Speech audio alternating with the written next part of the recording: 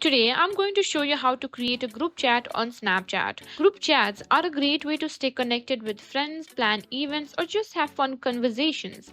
Let's get started. First, open the Snapchat app on your device. If you're not already logged in, go ahead and do that. Once you're in the app, swipe right to access the chat screen. This is where all your existing conversations are located. To create a new group chat, look for the speech bubble icon. Tap on it. Now here you can find the option that says new group.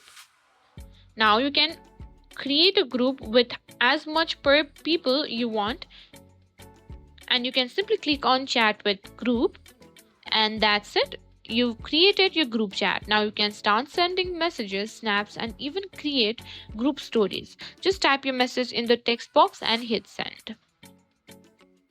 Now, if you want to manage the group settings, tap on the group name at the top of the chat, and here you can add or remove friends. And that's it, you've successfully created a group chat on Snapchat.